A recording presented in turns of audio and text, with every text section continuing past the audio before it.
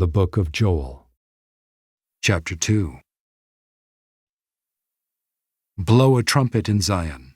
Sound an alarm on my holy mountain. Let all the inhabitants of the land tremble, for the day of the Lord is coming.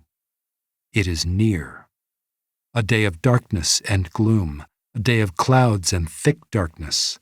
Like blackness there is spread upon the mountains a great and powerful people. Their like has never been before, nor will be again after them through the years of all generations. Fire devours before them, and behind them a flame burns. The land is like the Garden of Eden before them, but behind them a desolate wilderness, and nothing escapes them. Their appearance is like the appearance of horses, and like war horses they run. As with the rumbling of chariots, they leap on the tops of the mountains, like the crackling of a flame of fire devouring the stubble, like a powerful army drawn up for battle. Before them peoples are in anguish, all faces grow pale. Like warriors they charge, like soldiers they scale the wall. They march each on his way, they do not swerve from their paths. They do not jostle one another, each marches in his path. They burst through the weapons and are not halted. They leap upon the city. They run upon the walls. They climb up into the houses. They enter through the windows like a thief. The earth quakes before them. The heavens tremble. The sun and the moon are darkened, and the stars withdraw their shining. The Lord utters his voice before his army. For his camp is exceedingly great. He who executes his word is powerful.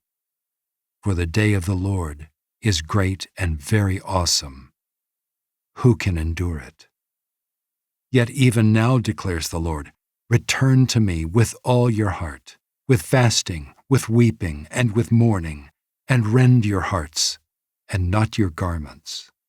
Return to the Lord your God, for he is gracious and merciful, slow to anger, and abounding in steadfast love, and he relents over disaster.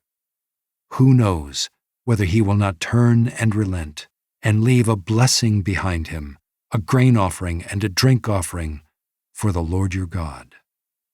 Blow the trumpet in Zion, consecrate a fast, call a solemn assembly, gather the people, consecrate the congregation, assemble the elders, gather the children, even nursing infants.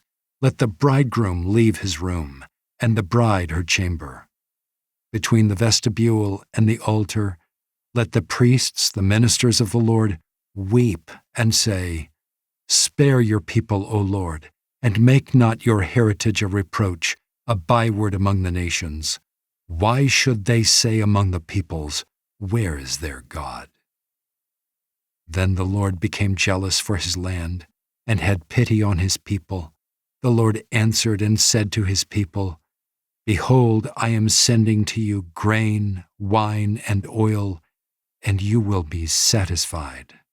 And I will no more make you a reproach among the nations. I will remove the northerner far from you, and drive him into a parched and desolate land, his vanguard into the eastern sea, and his rear guard into the western sea. The stench and foul smell of him will rise, for he has done great things. Fear not, O land, be glad and rejoice, for the Lord has done great things. Fear not, you beasts of the field, for the pastures of the wilderness are green. The tree bears its fruit, the fig tree and vine give their full yield. Be glad, O children of Zion, and rejoice in the Lord your God. For he has given the early rain for your vindication. He has poured down for you abundant rain, the early and the latter rain, as before. The threshing floors shall be full of grain.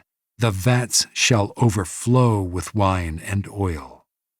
I will restore to you the years that the swarming locust has eaten, the hopper, the destroyer, and the cutter, my great army, which I sent among you. You shall eat in plenty and be satisfied, and praise the name of the Lord your God, who has dealt wondrously with you. And my people shall never again be put to shame. You shall know that I am in the midst of Israel, and that I am the Lord your God, and there is none else. And my people shall never again be put to shame. And it shall come to pass afterward that I will pour out my Spirit on all flesh. Your sons and your daughters shall prophesy, your old men shall dream dreams, and your young men shall see visions.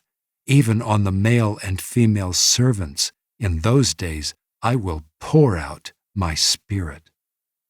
And I will show wonders in the heavens and on the earth, blood and fire and columns of smoke. The sun shall be turned to darkness, and the moon to blood, before the great and awesome day of the Lord comes. And it shall come to pass that everyone who calls on the name of the Lord shall be saved. For in Mount Zion and in Jerusalem there shall be those who escape, as the Lord has said, and among the survivors shall be those whom the Lord calls.